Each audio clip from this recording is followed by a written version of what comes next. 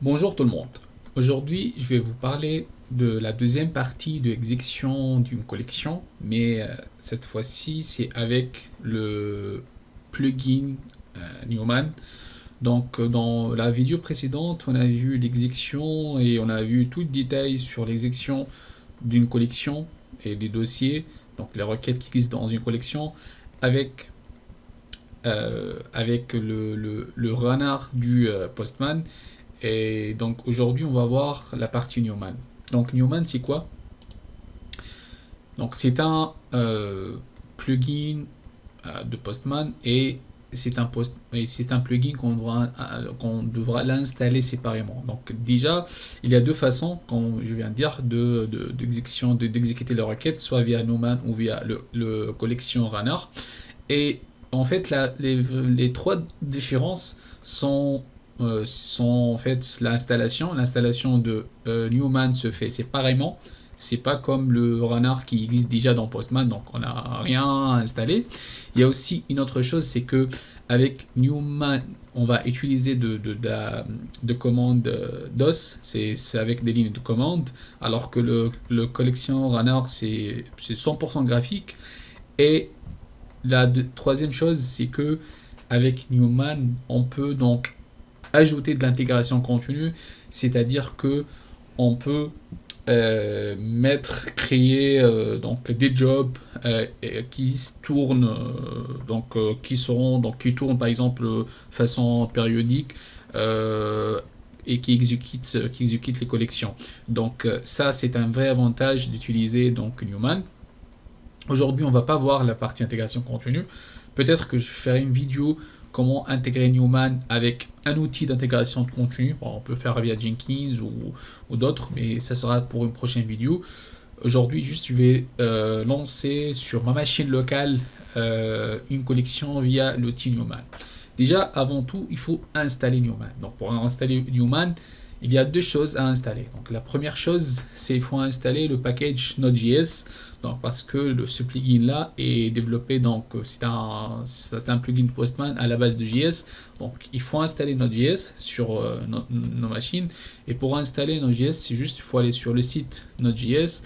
Et donc là, on peut télécharger la version. Donc, il y a par exemple là, aujourd'hui, on est 22 mars 2021, il y a cette version-là. Et moi, donc, j'utilise la version avant-dernière, c'est comme vous voulez, mais voilà, donc c'est la version recommandée. Et donc par la suite, on va installer. En fait, moi j'ai déjà installé le Node.js, mais je vais le réinstaller. Bon, il n'y a pas de souci. C'est très rapide, hein, ça prend même pas quelques secondes. Voilà. Bon, c'est rapide pour moi parce que j'ai déjà installé, mais c'est vraiment, ça prend pas 20 secondes. Et donc là, on a installé donc le Node.js. Et par la suite, il faut installer donc Newman via les lignes de commande. Donc les lignes de commande, il faut donc aller taper ccmd et là vous pouvez utiliser donc de préférence utiliser donc en tant qu'administrateur. Voilà, donc c'est ça mon avis de commande. Et donc là je vais installer Newman. Donc les commandes qu'on va utiliser, soit pour l'installation, soit pour l'exécution par la suite de la collection, etc., etc., etc., bah, il existe aussi dans la documentation officielle de Postman, c'est-à-dire que vous n'aurez pas besoin d'apprendre les commandes par cœur. Bon, vous aurez donc, si par expérience, vous allez apprendre les requêtes, mais en cas où, vous pouvez revenir à la documentation officielle. Donc, vous tapez sur Google ou ici, using Newman, et ici, donc, vous aurez toutes les commandes. Et donc, la première commande à utiliser, c'est l'installation. C'est donc, on doit utiliser cette commande pour installer. Si vous n'avez pas utilisé, vous n'avez pas installé Node.js, cette commande ne sera pas reconnue. Donc, il faut installer Node.js tout d'abord. Par la suite, on va faire npm, donc newman install. Et -g, on va installer le plugin Newman. Donc, on va lancer cette commande. Ça va prendre quelques secondes et par la suite, on aura donc Newman qui sera installé. On va attendre quelques secondes. Voilà, il est bien installé et on peut vérifier ça si on fait donc Newman moment version. Donc là, on a la version 5.2. Cette commande-là aussi existe ici, hein. Donc en cas où vous pouvez trouver en bas. Donc en bas, vous trouvez toutes les commandes. Donc on va voir certaines commandes lors de l'exécution, mais vous aurez toutes les commandes nécessaires pour, voilà, donc pour à utiliser. Là, par exemple, la version "-v" ou version, où on peut faire le "-h" pour voir donc les options les options à voir.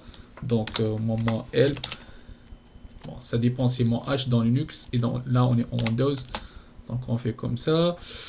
Voilà, donc je continue. Donc par la suite, nous on a bien installé Newman, on est bon. Donc comment on va exécuter déjà? Avant bien sûr d'exécuter, il faut exporter quoi? Les collections et les variables d'environnement et les variables globales, toutes. Donc on va exporter ce qu'on va exécuter. Par exemple, moi je vais utiliser cette collection là, donc j'ai bien ajouté mes validations ici, mais ajouté mes tests. Donc moi je vais exporter cette collection. Donc je vais faire export. Voilà, je vais utiliser la version v2.1, exporter. Donc je vais mettre dans bureau dans un dossier qui s'appelle test. Et juste pour information, si votre collection contient un espace, vous aurez un espace, bah, ça va vous gêner un peu lorsque vous allez exécuter donc vous allez exécuter donc la commande, parce que généralement dans les invites commandes, ils n'aiment pas les espaces, donc il faut faire le /, le anti/, n, etc. Donc il faut éviter les espaces. Voilà, en gros, pour éviter les problèmes. Donc moi je vais enregistrer ma collection. Bon, moi j'ai pas une variable variable d'environnement, mais j'ai une variable globale. Vous voyez, donc ici j'utilise une variable x qu'elle est là. Donc voilà, donc je vais exporter mes variables d'environnement. Donc on va faire edit ici pour aller sur variable environnement, et par la suite on va faire export. Et voilà, donc je vais enregistrer. Donc vous voyez qu'il y a un espace ici, bah, je vais l'enlever pour éviter les problèmes. Et donc dans mon dossier, j'ai bien deux fichiers global, variable globale, et un autre fichier c'est la collection, mais donc je ne vais pas importer les variables d'environnement parce que je n'utilise pas. Donc par la suite, pour exécuter la collection, on peut revenir ici. Donc la commande elle est très simple, c'est newman, donc run, et par la suite on va mettre le nom de la collection. Et donc notre collection, c'est un JSON. Donc déjà il faut aller au dossier. Donc mon dossier il est au bureau, il s'appelle donc test. Vous voyez, donc je vais prendre ce path là, CTRL-C, et par la suite je vais faire un CD et je vais faire un CTRL-V. Voilà, comme ça je suis bien au bon endroit. Et donc ici, bah, je vais revenir pour copier donc j'ai deux fichiers. Donc celui-là c'est la collection. Je vais copier le fichier, donc je vais faire un run, et par la suite je vais faire avant de faire run, il faut faire newman run, et je vais mettre ma collection, CTRL-V, et n'oubliez pas l'extension c'est JSON. Voilà, je vais exécuter. Voilà, comme vous voyez, c'est magique. Donc j'ai exécuté ma collection. Par contre, si vous avez remarqué, donc on va voir, on a quoi? Donc ça c'est le nom de la collection. Il s'appelle X collection. Et là, si vous avez remarqué que j'ai X. Donc c'est-à-dire que en fait mon Newman n'a pas reconnu ma variable d'environnement. C'est normal parce que moi j'ai pas ajouté l'autre fichier, donc j'ai pas ajouté lors de l'exécution, j'ai juste mis le fichier de collection. Et donc là vous avez vu qu'il y a un tableau où vous aurez donc les itérations. Donc moi j'ai mis une seule itération. Donc les test scripts sont 4 et les assertions sont 5 parce que j'ai 5 validations. Il y a un seul KO qui est au niveau de l'API POST au dossier. Donc il y a toutes les informations. Vous aurez le total temps, le time, le data, et par la suite à la fin vous aurez le détail sur le KO. Donc moi j'ai mis ici un 200 alors que j'attends un 201. Donc voilà, et donc là je vais refaire l'appel, mais je vais ajouter donc mes variables globales. Donc si on descend aux options, on va voir qu'il y a -E pour spécifier les Postman Environment File pour ajouter les variables, les fichiers de environnement, où il y a les variables d'environnement, ou -G pour ajouter les globales. Et on peut même faire -D pour mettre, donc, pour ajouter, donc, voilà, donc, les data, ou on peut mettre -folder, et donc le dossier, si on a un dossier qui contient en fait la collection, voilà, ou l'ensemble des collections. Donc moi je vais ajouter, donc si vous avez plusieurs collections, vous pouvez mettre les collections dans un seul dossier et exécuter avec cette commande, comme ça il va exécuter l'ensemble des collections. Donc moi je vais faire la même commande, mais je vais ajouter -G et je vais mettre mon fichier de variable d'environnement.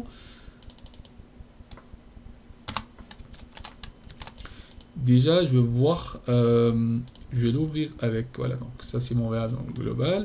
Donc là, -G, et je vais faire un CTRL-V, et il ne faut pas oublier le JSON toujours. Ok, donc il y a un problème au niveau de fichier. Ok, bah ce que je vais faire, parce qu'il n'a pas reconnu mon fichier, peut-être parce que quand j'ai changé le nom, bah ce que je vais faire, donc je vais faire un export, je vais le sauvegarder ici déjà, et par la suite il faut le renommer là-bas. Donc parce que tout à l'heure quand j'ai renommé, c'est comme si j'ai renommé un fichier, un autre fichier. Donc voilà, je vais copier ce fichier et je vais refaire la même chose. Voilà. Donc je exécute et on va voir que cette fois-ci j'ai plus de X, donc là c'est 4. Donc, et moi, quand j'ai fait donc, la collection, la première requête, donc X, c'est la variable globalement, celle-là. Donc voilà, c'est 4. Donc, il a reconnu ma variable d'environnement et donc il a exécuté le test. Et donc, vous voyez que même Postman, il fait du skip. Parce que dans mon test, dans mon deuxième test, qui est là, j'ai un statut skip ici. J'ai un skip et un test OK et il reconnaît bien, donc Newman skip, voilà, test, et donc voilà le résultat final et tout. On peut donc ajouter et faire d'autres options, c'est-à-dire qu'on peut mettre un délai, on peut mettre plusieurs options, donc ça dépend ce que vous voulez. Donc vous trouvez l'ensemble des options ici dans la documentation, voilà, donc de Newman. On peut mettre des itérations. Si je veux faire par exemple -N pour dire voilà, donc je vais faire comme ça, -N 2, bah, il va exécuter en fait l'itération 2, vous voyez, donc c'est 2 fois l'itération, il a exécuté 2 fois, mais vous aurez tous les résultats ici. Voilà, c'est très clair. Donc ça c'est c'est Newman, donc vous voyez que c'est pas très compliqué, c'est simple à utiliser, et vous aurez donc, les commandes et les options toutes ici. Donc, et comme je viens de vous dire donc, quand j'ai commencé la vidéo, qu'on peut faire de l'intégration continue avec Newman, mais je vais laisser ça dans une autre vidéo.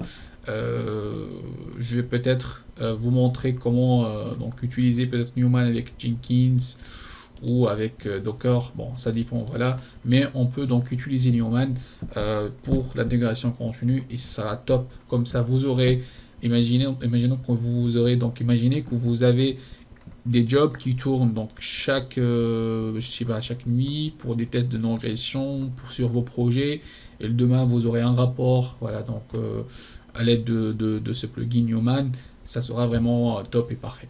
Sinon merci pour votre attention et aux prochaines vidéos.